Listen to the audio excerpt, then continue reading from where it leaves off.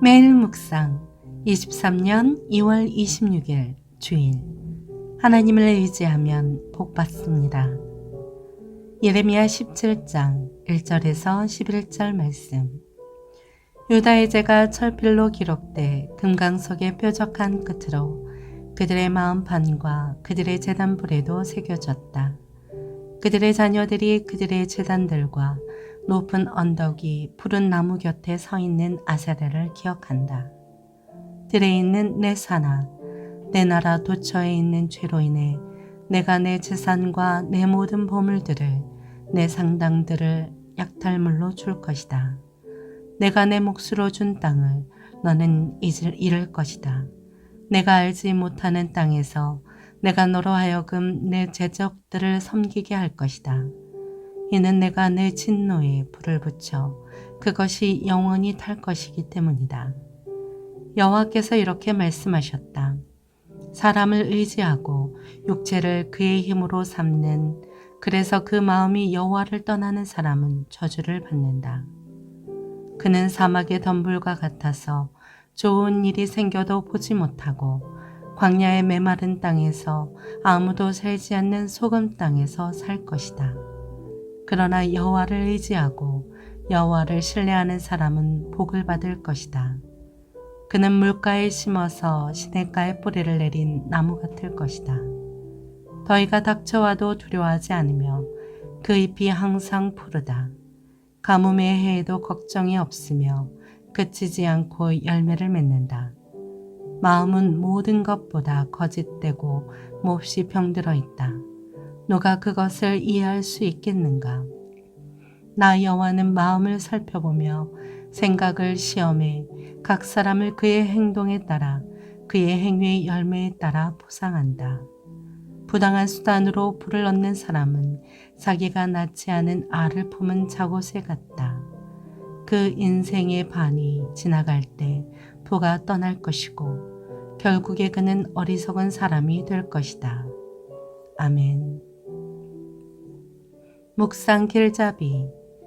사람의 마음과 행위를 모두 아시는 하나님께 온 마음을 다해 사랑하고 의지하여 풍성한 복을 받게 합니다.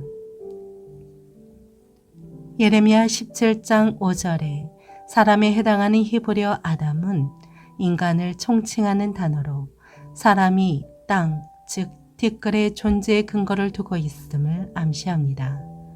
사람은 나약하고 무력한 존재, 죽음에 저항할 수 없는 존재입니다. 복을 받고자 하는 사람은 많지만 진정한 복이 무엇이며 그것을 어떻게 받는지 아는 사람은 많지 않습니다. 우리는 하나님의 복과 저주가 임하는 원리를 깨달아야만 참으로 복된 삶을 살아갈 수 있습니다. 첫째, 마음이 떠난 자가 받는 것. 유다 백성의 죄는 마치 금강석 끝 철필로 기록된 것처럼 분명히 지울 수가 없었습니다. 그들은 하나님에게서 멀어진 마음으로 죄를 지을 때마다 제단에 제물을 올렸습니다. 그러나 하나님은 그런 행위에 속지 않으셨습니다. 그들의 죄는 전혀 사해지지 않았고 하나님의 저주에 놓이게 되었습니다. 둘째, 하나님을 의뢰하는 자. 사람을 믿고 육신의 능력을 신뢰하는 것은 어리석기 짝이 없는 행동입니다. 유다 백성은 그렇게 하다가 척박한 땅으로 쫓겨났습니다.